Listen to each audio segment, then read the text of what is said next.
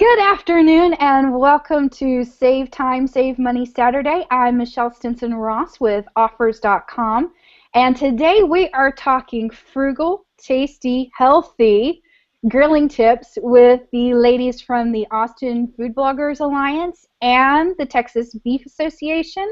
I'm going to toss it first to Rachel to let her introduce herself and tell you a little bit about what she does. Hey there, I'm Rachel Chou. I'm with Texas Beef Council, and it is a delicious job to work for the Texas Beef Council. I do consumer communications, and so I'm so excited to be here today to be talking about grilling, which is one of my favorite topics. So I'm ready to get started. Cool. And Kathryn? Hi, I'm Kathryn. I'm a blogger here in the Austin, Texas area and the president of the Austin Food Blogger Alliance. And we are actually going to be hosting a cooking class soon with the Texas Beef Council for our members. And so I'm just here to chime in and ask questions and learn more about grilling myself. Excellent. Well, let's get right to this because the first question I had for you guys was, okay, success for the grill starts with the shopping trip. What do we need to know before we reach the butcher's counter? So I can jump in on this because prior to working at Texas Beef Council, I really didn't know that much about buying beef at the grocery store. I mean, I went to my go-tos like ground beef, but there's so many options in the meat case that you can choose, like top sirloin. I think a lot of people skip over that, but it can be used for kebabs and fajitas and all kinds of different meals. So it's a really versatile cut. So sirloin is a really good one. The next one are the obvious, like T-bone or ribeye or tenderloin. But if we're looking for some budget cuts that taste really, really good, but still, are affordable, let's look at the flat iron. The flat iron is the second most tender cut in the whole cow, and it is about $5 a pound. So it is a great eating experience, but also a little bit less expensive. Also, don't forget, don't be worried about asking your butcher. They're there to help, and they know a lot. So a lot of people are a little intimidated to ask the butcher, but I say go for it. Ask him whatever it is, and you know what? If they don't have it in the meat case, go and ask him. He'll be able to cut it for you. Rachel, I have a question about that actually. So when I go to the butcher counter, sometimes I get a little bit overwhelmed with all the different cuts of beef. What should I ask my butcher? What kind of information can I tell him or her to let them help me? So the first thing I would say to tell the butcher is let them know what cooking method that you're using. So for example, if you're going to be grilling, make sure to tell him that, and make sure to tell him what kind of grill, because it does matter. Because you could go and in the meat case on the package it might say eye of round steak. It is not perfect for grilling. Don't let that package lie to you. Eye of round steak is not perfect for grilling. It's a very, very lean cut, and it is too tough on the grill. An eye of round would be good for roasting or for braising, but not for grilling. So move away from that. But it's really good to know that what cooking method pairs with what cut. And I know that's really confusing. But the good thing is there are a lot of tools online that can help you, and that butcher can certainly help you as well. Excellent. So since you mentioned tools, where are some of the good places that we can go online that I can add a link to this conversation a little bit later? Where can we point them to get some good tools? So my favorite tool is on beefitswhatsfordinner.com, and it's called the Interactive Butcher Counter. And you can simply type in the cooking method that you want to use. You can type in the type of recipe that you want, whether it's for dinner, for breakfast, maybe it's grilling, maybe it's 30-minute meals. And they'll be able to point you to a cut that's going to match your cooking method or whatever goal you're trying to accomplish. It is the Interactive Butcher Counter. It's whatsfordinner.com. It's really, really helpful. Cool. Is there an option there to let it know, hey, I'm trying to work on a budget here? Yes. So there's also budget and value cuts as well, which is my favorite part because I'm always looking for ways to save at the grocery store, but still have that really great eating experience. And I think a lot of people sometimes are afraid to experiment with beef and beef cuts, but it's all about education, and there are tools out there to help you. Excellent. You know what, I want to stick with this topic of the meat itself for just a little bit longer because Kathryn and I have been talking about, okay, so what's the deal with grass-fed? Right, of course. No, so there's grass-finished beef and grain-finished beef. So all beef is grass-fed for the majority of its life. So a cow is in the pasture grazing for the majority of its life. Grass-finished beef would be the very end stages, just before slaughter, and that's when they would stay on grass or they would go to a feedlot and be given grass and grain diet. So the difference is that on a grain diet, they'll grow faster, so they're able to get to market quicker. And with the drought, grass-fed beef is really difficult here in Texas. So that's one of the things that we really have to deal with here in Texas is that there isn't a lot of grass with a 4-year drought.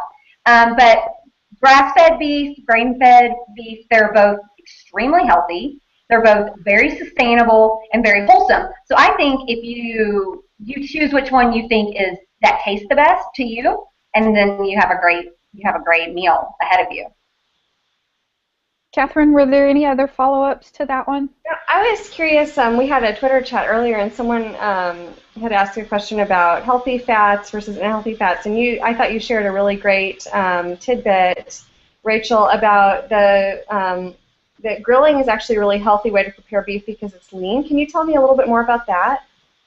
Yeah. So beef has gotten leaner over the past 30 or 40 years, and that's because butchers have started trimming that excess fat. So nobody really wants to pay for fat that they're going to cut off themselves anyway. So they go ahead and trim that off. So that's really nice. So that's made beef like a lot leaner than in years past. But also that internal marbling that we talk about in beef, like we say, oh, that beef was so delicious, that steak was really good, because it had that internal marbling. That marbling is 50% monounsaturated fat.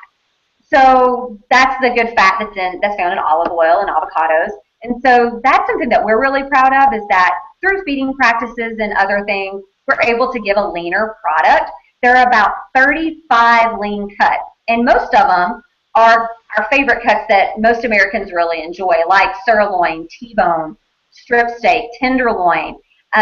Those are 93% lean ground beef is considered lean by the USDA. So that's something really exciting for us, and especially for those people who are looking for something a little bit leaner. Cool. All right, let's talk about prepping the grill, and then we'll get into actual sizzle in just a moment. But what things do we need to know about prepping our grill before we cook? And can you discuss a little bit the differences between gas and charcoal and that kind of stuff? Because I have a few things I have to say about that. Okay, so let's start with the types of grills. So we have gas grills. The benefits of gas grills is that they're really fast. So you can just like click the igniter, it starts, and now you're ready to grill as soon as your grill heats up. A charcoal grill takes a little longer. It's a little more babysitting, but you get that flavor, that classic grilling, delicious, smoky flavor from charcoal. And you also have a couple of other options with charcoal, because you could use charcoal or you could use wood chips, whatever it is that you like. So those are really the two popular differences in the grills. I personally have both. I have an inexpensive kettle charcoal grill and then a gas grill that I use for weeknights or when I'm trying to do something really fast. But when we think about prepping our grill, we want to make sure to get it clean. We always want to start with clean grates. A really good tip with that is to fire up your grill as high as it will go and really clean it, and it helps burn off some of that leftover fajitas or last night's steak. So you can kind of clean that off really well. And then another tip, then you want to turn it down. Turn it down back to 400 degrees, but another good tip is to take some tongs and take a half of a slice of onion, rub that across the grates of the grill. The acid will help get any remaining gunk that's stuck on the grates off, but it'll also help make the grates a little bit non-stick, so you aren't having to spray an aerosol over your flame. I love this tip. This was the one that had me absolutely going, woohoo! When I saw it in the Twitter chat. This is amazing. Plus, hey, you just said that I don't have to spend money on the stupid. I can just use an onion. Yes, It's great. It's a great tip, and it's a fun one too, and it's a unique one that a lot of people, even if they're really great grill masters, they maybe don't know that one. And so that one's I really like that tip as well. Very cool. Kathryn, you got anything to add? No, I did have a question. So you had mentioned wood chips. If you have a gas grill like I do, and I still want to get some of that smoky flavor, wood chips are a really great. Oh, was that you, Michelle? Yeah, I'm all about the wood chips on the gas grill. I love the control of the gas, but I still love the smoky flavor. And wow, there's so much available on the market. You can get mesquite chips, you can get hickory chips, you can get oak chips, and depending on where you are, you can even get like applewood chips. And it's like, wow, how many options. It's so great. But yeah, the great thing about the options is that everyone has a different favorite. So I had this really unique conversation on Facebook with all of our Facebook followers, and having a debate on, what chips are your favorite. And so in Texas, a lot skews toward mesquite, but you've got pecan and applewood. There's so many. But yeah, Texans are really opinionated about their wood chips. So. That's awesome. You know what? I grew up in southern Oklahoma, so I just across the Red River from Texas. I'm a mesquite girl, no doubt about it. Seems to be the favorite. Personally, I love putting the chips in a real smoker box. It seems to really get the best result out of using the chips. Are there any other like special hacks when it comes to using the smoker chips in a gas grill that you particularly like? If you don't have a wood box, or smoke box, you can also do foil. I just think it's a really good, fun way to try. But there are tons of tools out there for grilling. I mean, you could spend $1 million on having all the tips and all the tools for a grill, but there are really easy ways to do it too. And I'd say just wrap it in foil. Cool, great tip, easy tip. Always have it handy. That roll of aluminum foil. I think I've got like 2 or 3 rolls in the kitchen right now. It's a necessity, especially for grilling. Absolutely. All right, so let's really get into the preparation and what works for what cut of beef. We talked a little bit about it on the Twitter chat, but I kind of want to go into it a little bit more because we talked about what is the difference between, a premium cut, a mid cut, and a value cut. Can you tell us a little bit about that, and then what ways should we be preparing each of those? Sure. Okay, so when we talk about your premium cuts, you're talking about tenderloin and ribeye and those types of cuts. They're more expensive at the grocery store. A tenderloin could run you upwards of $20 a pound. So those are for special occasions, or if your budget allows you to eat tenderloin every day, then by all means.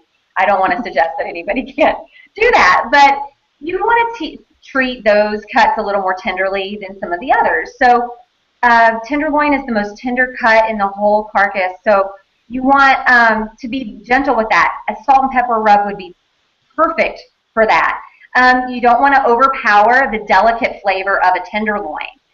Same thing with ribeye. Ribeye is a tough and that's your cowboy cut, right? That's like the man's cut is the ribeye. Same thing with that. I would say salt and pepper, or whatever kind of dry rub that you prefer, and you can mix and match your dry rubs. Take your favorite flavors. Maybe it's going to be lemon zest and garlic and pepper, and throw it onto your ribeye, and that makes a perfect steak. But with those, again, it has such good flavor already that you don't want to overpower. But I also want to point out that there is salt is a good thing to add to beef. So, but you always want to salt at the end, because if you salt at the beginning, it loses the moisture. So salt at the end. The salt will pull out the moisture from the beef, so you wanted to do it at the end. But yeah, I would just go basic on those types of cuts. But then your mid-range cuts are like maybe a strip steak or a T-bone, or maybe a tri-tip or a flat iron. Actually, flat iron. Let's do flat iron in the value cuts. But for mid-range, those are really good too. So same thing with those. You can get really creative with your rubs. You can add paprika or smoked garlic or chipotle red pepper, whatever you like, you can put it on there. The one thing I want to caution about rubs is if you like a spicy steak, rub your steak with the cayenne pepper for like 5 minutes before you grill. The longer you leave the rub on a steak, the more potent the flavor gets. So if you're into spicy, I would be careful. And then if we go on to value cut, those are going to be things like flat iron. And I like to put flat iron in a value cut. It's about $5 a pound. The good thing about flat iron, though, is that you get the eating experience of a tenderloin at a fraction of the price. So that's why I like to put that in there as a value cut, because it may be a little more expensive than a tougher cut, like a flank steak or a skirt steak. But it's going to give you that eating experience of a tenderloin. So that's something that is kind of awesome, if you ask me. I would love to pay $5 a pound for something that kind of tastes like a tenderloin. But for some of the tougher cuts, like skirt and flank, you can marinate those, and you get amazing flavor, and it is tender. But there are just a few tips on marinating a tougher cut of beef. And my favorite dish is for fajitas. Like, I want to take a skirt steak and marinate it in lime juice and olive oil and some salt, pepper, and garlic, and then throw it on the grill. And once that is a perfect medium rare, because I like medium rare, I'm sure that, that is very debatable, and we debate that all the time on Facebook as well. But, and then once that's done and it's medium rare for my liking, then we like to carve that across the grain. And so for those tougher cuts that you're grilling, marinating is going to be important, and then carving across the grain, because that's going to give you a better chewing and eating experience as well. Excellent. I love this discussion about marinades, and it came up. I think Kathryn actually had a couple of recipes for marinades that she had to share. Let's camp out on this for just a minute, if you don't mind. I am a marinade junkie, because you'd mentioned the flat iron steak. That's like our favorite at my house, because we love having it on the weeknights. And what I'll do is put it in a marinade in the morning and then let it sit all day, and then I'll grill it or cook it on a grill pan. And it's so good on a salad, or we can have a sandwich with it, or put it on a pizza, and it's just so versatile. And Rachel, you had shared kind of your base recipe for a marinade that I thought was really great. Can you share that? It was an acid, oil. Go ahead. So you can marinades are really, really easy, and they do not have to be rocket science. You can purchase them at the grocery store, but to be quite honest, I feel like they have a lot of added sodium in the prepackaged ones at the grocery store, so I like to make my own. I take an oil and an acid, and that could be anything. It could be an oil and soy sauce. Your acid could be vinegar, could be a citrus juice. And then you could just add the spices that you like. Maybe it's dried oregano and basil, or maybe it's garlic or fresh garlic. But as long as you have that oil and that acid, it'll help break down those muscle fibers and make a really tender, juicy steak once you get it off that grill. So I think that marinades are fantastic. Is there a particular ratio between the oil and acid? Is it a 1-for-1, a 2-for? How do we balance that correctly? A basic would be 1 part to 1 part. So 1 part oil to 1 part acid. Okay, cool.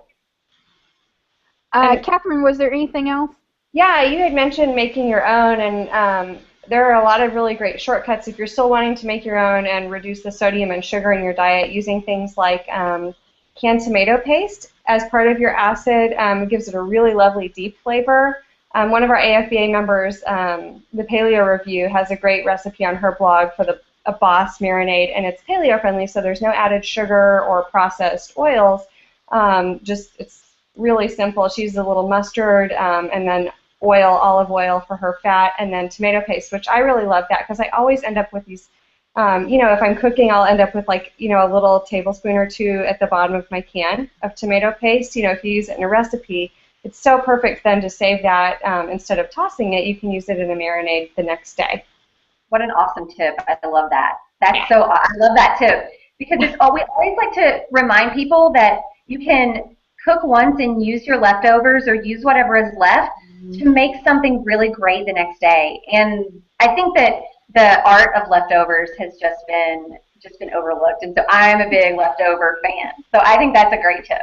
Thank you. Well, you won't get any argument out of me if we want to talk about leftovers and stretching that food budget just a little bit further, because we're definitely all about saving not only time but money as well when it comes to cooking and eating well. Well, I have one, and I will stop talking so much. But I have a really great tip, and when it comes to grilling, like I'm a really big fan of grilling just a little bit more, um, and having it for breakfast the next day, because there is nothing better than taking a few little strips of steak that I had last night and tossing it into a tortilla for a breakfast taco, adding some eggs, and then I have all the protein that I need to last me till lunch. And I'm a big fan of getting protein at breakfast, especially to like maintain weight and body and health and satiety. So that breakfast is really important, and breakfast is really, really hard to get. And to get something really healthy, it's really hard to get it in, especially because of time. And so if I've already cooked it last night on a grill and it's delicious, and then I can toss it in a potato hash or in a taco, then I can run out the door and I have a really good breakfast that cost me nothing and was no work at all. So that I love the idea of leftovers, and I love cooking once and eating many meals after that. And with beef, especially steak and ground beef, it's so versatile that you can season it once and then make it last over across tons of meals. So it's exciting for me when I can do something like that and save a little bit of time.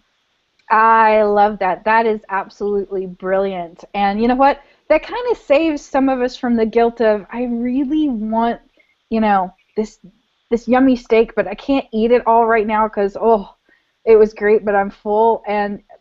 But I know growing up in my home, it was like, you need to eat all of it, don't waste it. Mm-hmm. But we're not wasting it. If we'll just hold off a little bit of that and save it for breakfast the next morning, it's like, I just had the freedom not to have to chow down, and I'm not wasting. So I like that.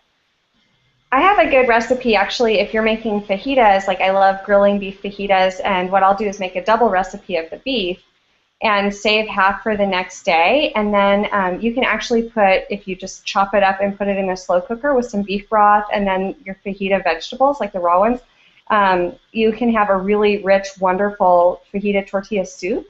And you get so much great flavor because the grill flavors in that soup, because sometimes if you put raw beef in the slow cooker, it's not that good. But it becomes so tender, and it imparts all that wonderful flavor into the broth. So that can be another great way to use, any kind of grilled steak. Oh, so good. This is making me really hungry. That was the goal. I'm sorry, you guys, but that really was the goal. I'm making you hungry. Let's talk about burgers. Since we're starting here, let's talk about burgers. I think it's really fun to not skip over burgers, because we spend so much time, we talk about grilling, we spend so much time talking about steaks, because I think that's the really confusing part, right? Like, people are kind of intimidated and confused about the steak. But burgers are, like, they're a little more digestible, right? You can kind of get your arms around it. It's easy. It's ground beef. You're familiar with that. So we have a few tips. So I think the best burger is an 80-20, so an 80% lean burger. Ground beef makes the best, juiciest burger. However, if we're a little bit more concerned about the fat that comes along with an 80-20 burger, you can also use a 93% lean ground beef and add an egg white. And then you have a lean beef burger that has less fat, less calories, but it's still juicy because of the added egg white in there. So that's a really good tip for me, because I never want to feel guilty when I'm eating a burger, because I don't think they're unhealthy. So I just really like that tip, because I think that's a way for us to still get that burger and feel good about it as well. Right. I'm looking I want to share this picture, because one of our participants in the Twitter chat actually shared an image that goes along with the burger stuff. Where is it? I'm having to really scroll. There it is. And of course, it's going to be really tiny if I share my screen. But if I can get this to actually pop up, where's my screen share? This is the one I want you to see. This is the one I'm talking about. Taste Texas actually was the one that showed this, and I love this. Can you guys speak to what's going on here with these burgers and why this works so well? Okay, so I love this tip. The great thing is, you know, a lot of times when we're making burgers, they tend to be balls instead of flat patties. And we get the outside really, really done, and the inside is still really, really pink. So one of the best things is if you put that hole in the middle, so if you just put your thumb in the middle and make a little indentation, then as the burger cooks, you won't be able to see that indentation anymore, but it'll cook evenly across all of the whole burger. And it'll also give you a more consistent eating experience as well. So when you bite into the edge of it, you'll get the same thickness of burger that when you bite into the center. So that's something really great, and then it's a consistent doneness all the way through. And I think with ground beef specifically, a lot of people are really concerned about the doneness. And that's actually something that we haven't talked about on Twitter or now is how to know when it's done. And go into that. Yes, and with ground beef, you can use a meat thermometer. I think meat thermometer is the absolute best way, and there's so many options with meat thermometers because you can get the really fancy kind that like you can put in the grill and it comes out and it'll beep at you when it's to the desired doneness that you want. Or you can just use an instant read, and they're like $10 at the grocery store. And for burgers, 160 degrees is what you want. You want it to be medium well done. Like you want it to be done, no pink. And a lot of times, too, you can't tell just by the color of the juice or the color of the meat. You want to make sure that you use that meat thermometer to get to 160 degrees. I have differing opinions about steaks, but for ground beef, I'd say on burgers, 160 degrees. Let's get that baby done. Well, let's stick with burgers, and then I'll circle back around to, you know, the basic rules of thumb for basic doneness of steaks. But let's stick with the burgers for just a little bit longer. Kathryn, was there anything that you wanted to add to the burger discussion? I have a personal question.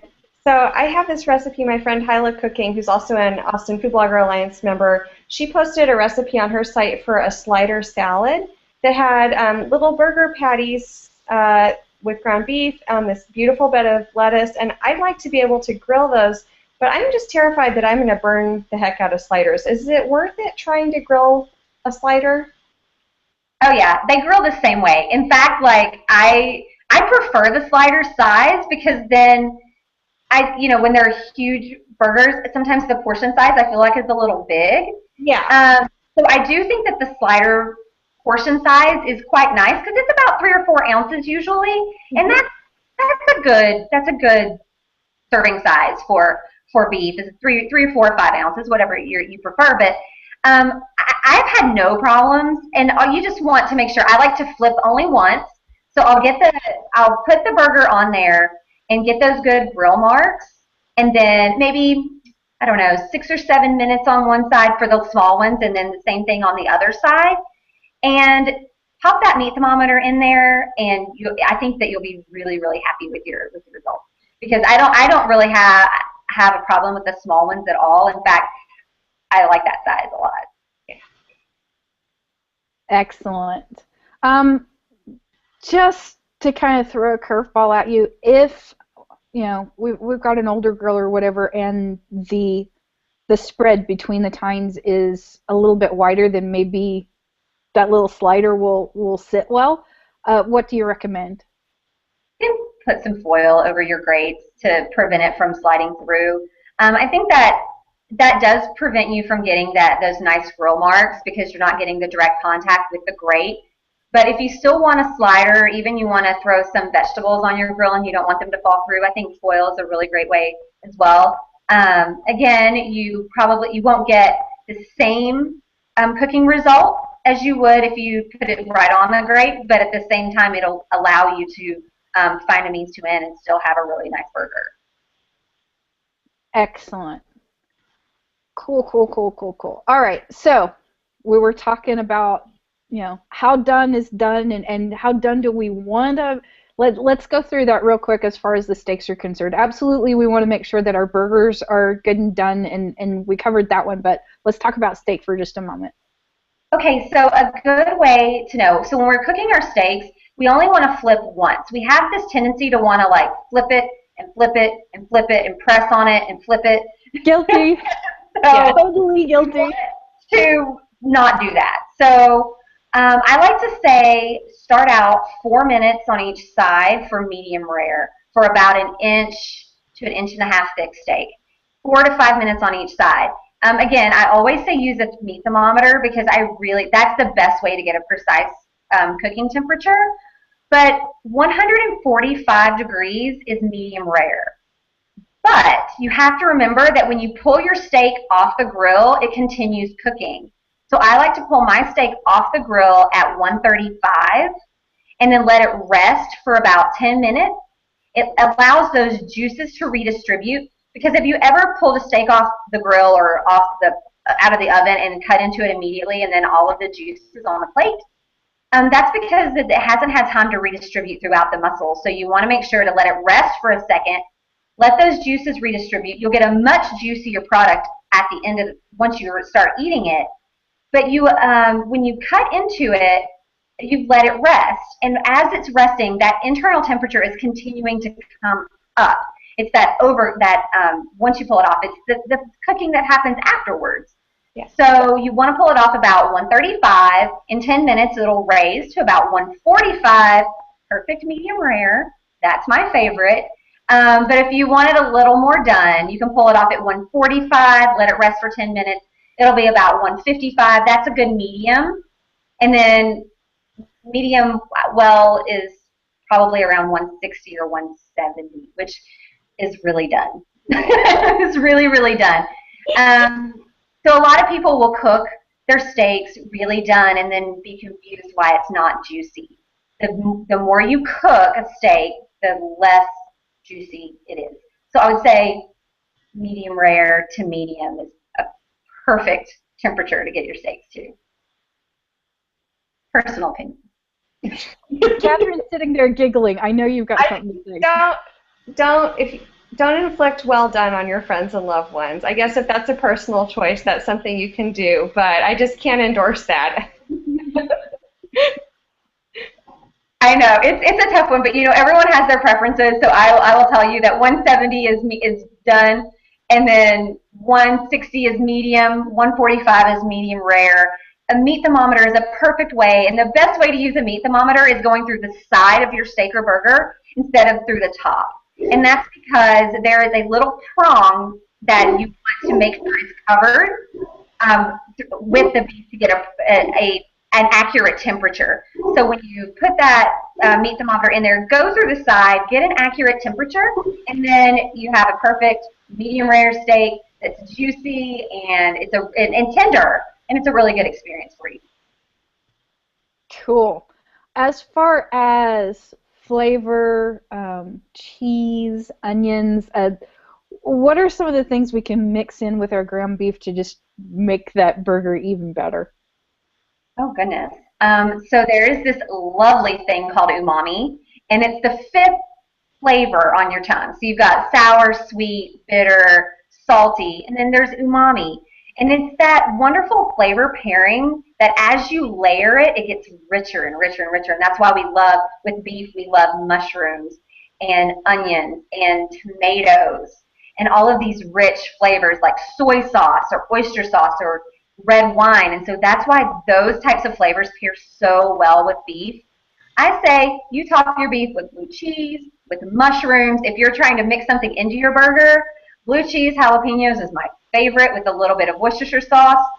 Delicious. So good. So I like those really intense flavors that up that umami flavor, and then you get just such a delicious meal out of it. How about you, Kathryn? What do you like to mix with your ground beef?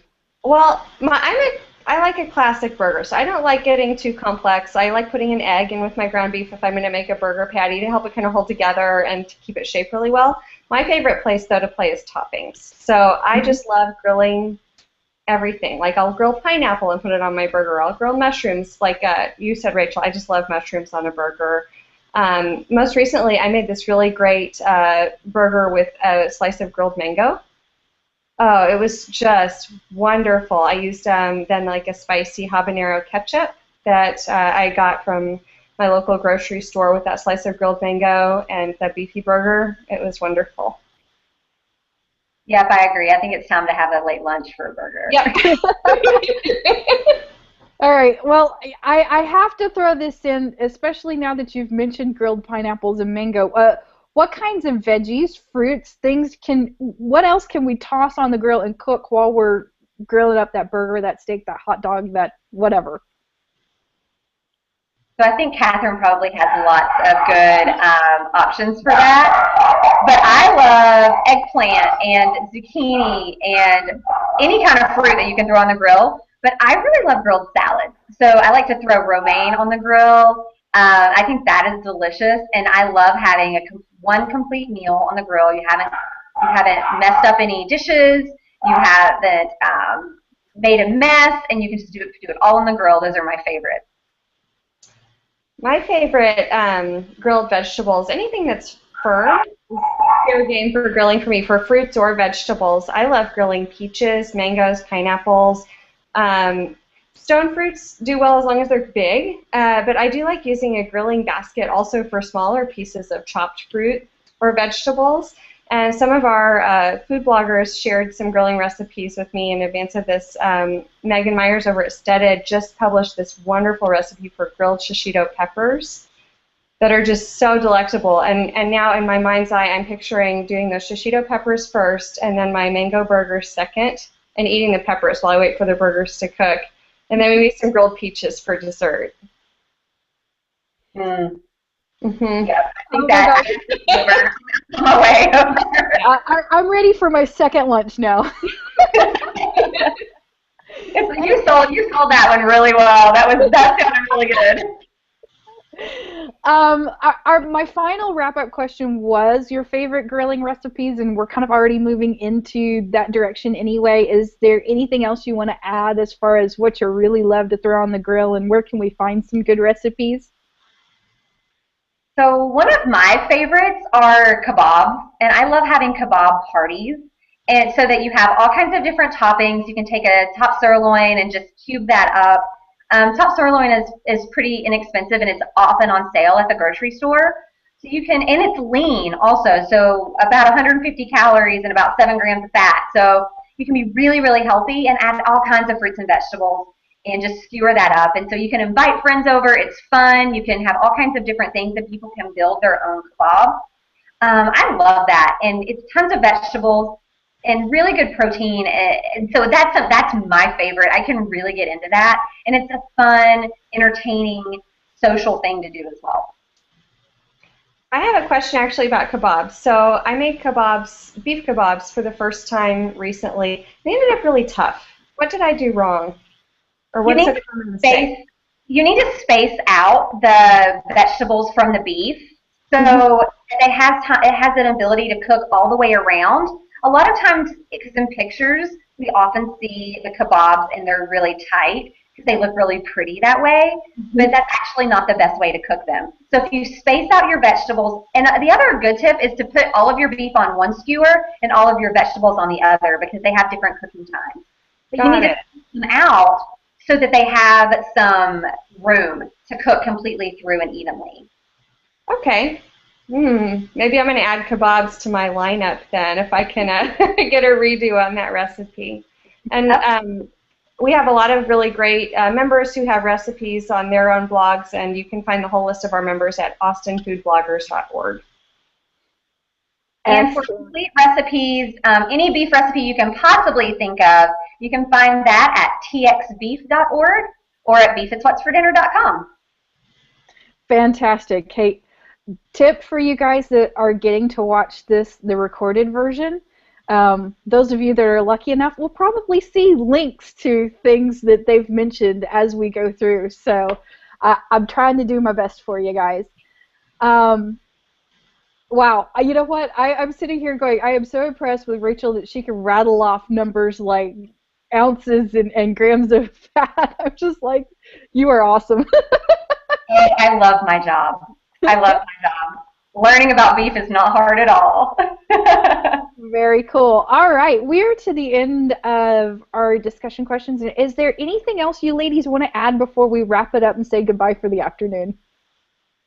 I just want to say that a lot of times I'm very well aware that beef can be intimidating to throw on the grill or to cook at home, but there's a lot of tools out there on TexasBeef.org to help you and how-to videos. So use us as a resource, and you can contact us anytime through any of our social media channels on Twitter, Facebook, and we're Beef Loving Texans online, so we want to make sure to inspire your passion to cook really, really good meals.